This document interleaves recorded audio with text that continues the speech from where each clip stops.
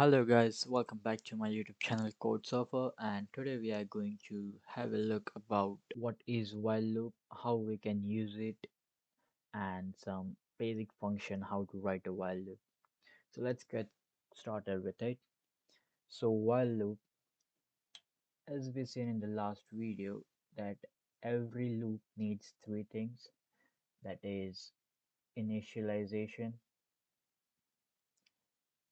like from where the loop will start. Second will be condition, till when you want the loop to run, and the last will be increment or decrement. So these all things will be there in the while loop, but how we will use it be different from the for loop. So for while loop, we have to initialize a value in the body. For example, this is int is equal to I have initialized or declared the variable, or else let's say we will initialize here only. So I'll do I is equal to 0, and there here it will be our keyword while, and in this brackets there will be a condition, that is this one. So let's skip it here. I less than equals to 10, or I less than 10, and then there will be the curly braces where there will be a code, and at the end of the code we will write our increment or decrement function. So this is the structure of a while loop. Here it will be the initialization. The condition will be beside the keyword, and into the body of while you have to, at the end of the body, you have to increment or decrement your value. So this is a very simple while loop. It is known as also a conditional based loop because it works on condition. We'll show you in the next videos some good programs regarding the while loop.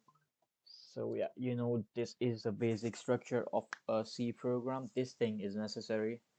So as I said, let's first declare, or I say initialize the value, that is integer I equals to 0. Then we will write our keyword, and in the bracket we will make our condition, that is 10. Curly braces, and wow, what we are going to do is that we are going to print from 0 to 9. So that will be print f, and in the brackets we will print our value, that is the percentage d, that is used for the integers, and here will be our I.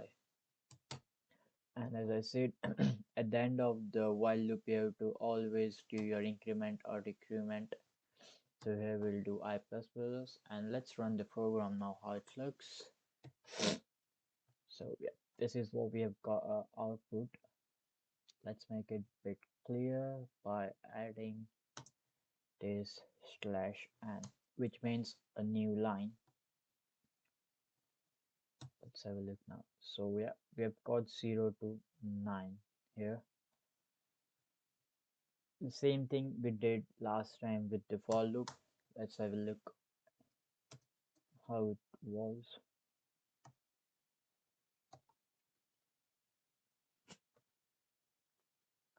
Let's say the for loop will be, let's take a variable j, that is 0, semicolon.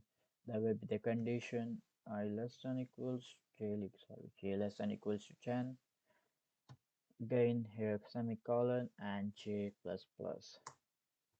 And let's go, let's print the value. No, print f percentage d slash n, and there will be j.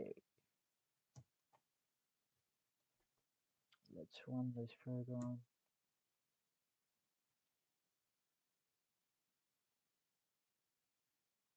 So j was not declared here, so let's just write integer j here and run it. So here we have got, okay, let's differentiate it.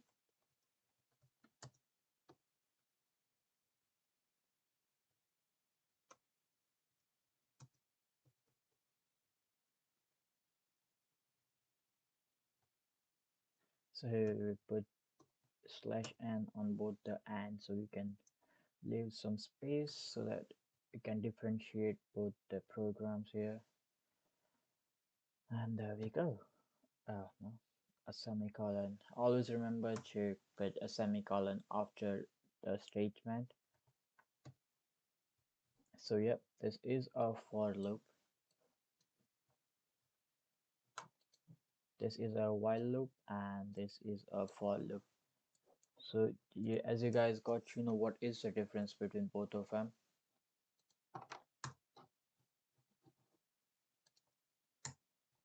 So in while loop, initialization will be out of the while. There will be the condition beside the while keyword, and there will be increment or decrement side at the end of the while body. And in for loop, everything will become beside the for keyword.